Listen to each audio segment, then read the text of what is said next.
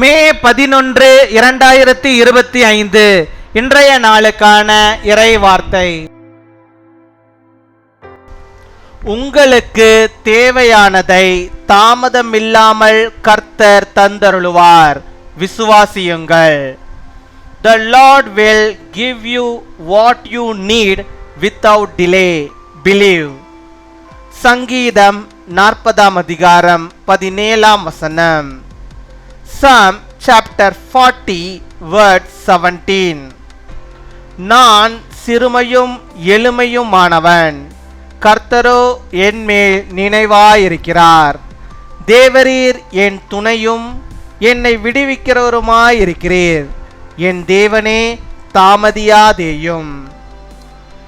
என் அன்பு சகோதர சகோதரிகளே, நீங்கள் உயர்த்தப்பட்ட நிலையில் காணப்படும் போது உங்களை நினைக்கிறவர்கள் அநேகர் உண்டு.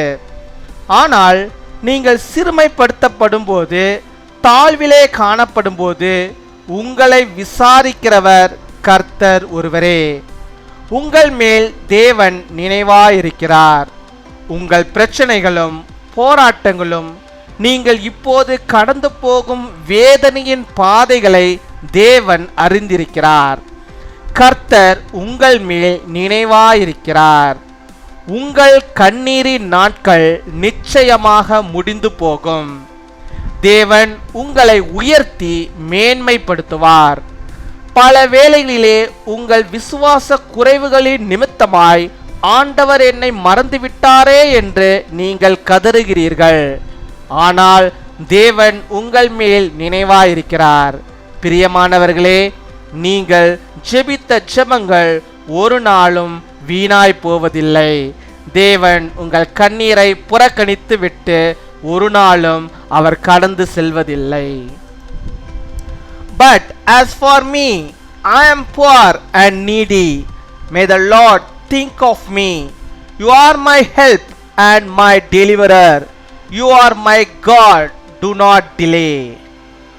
My dear brothers and sisters, there are many who think of you when you are exalted, when you are humiliated, when you are found low.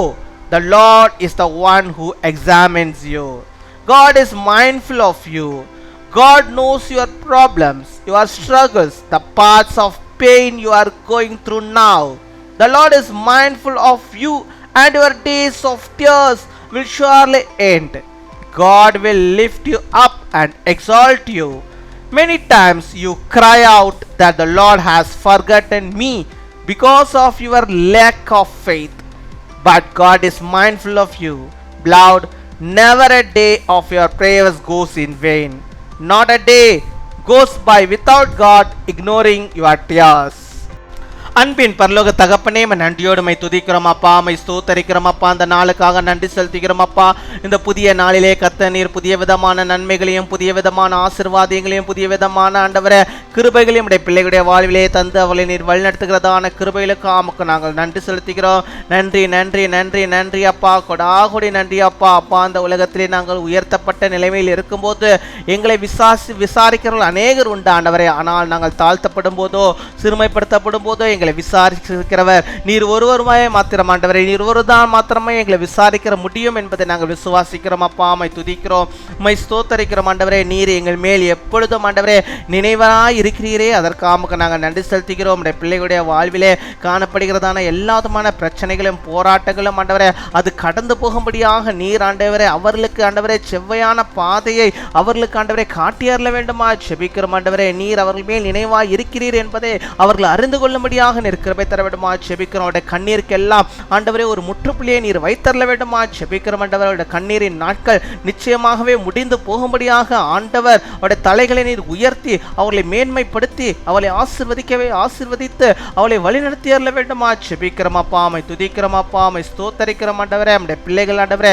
விசுவாசத்தில் ஒருபோதும் ஆண்டவரை குறைந்து போகாதபடிக்கு உண்மையில் வைத்திருக்கிற விசுவாசம் அதிகமாக இருக்கும்படியாக தினமும் ஜெபிக்கிறவர்களாக வேதத்தை வாசிக்கிறவர்களாக உம்மை தியானிக்கிறவர்களாக காணப்பட, இன்னுமாய் ஆண்டவரே உமக்கு பிரியமானதை ஆண்டவரே உடைய பிள்ளைகள் செய்கிறவர்களாக காணப்பட நீர் கிருபை தர வேண்டுமா ஜெபிக்கிறோம். ஆண்டவருடைய ஜெபங்கள் ஒருபோது வீணாய் போவதில்லை.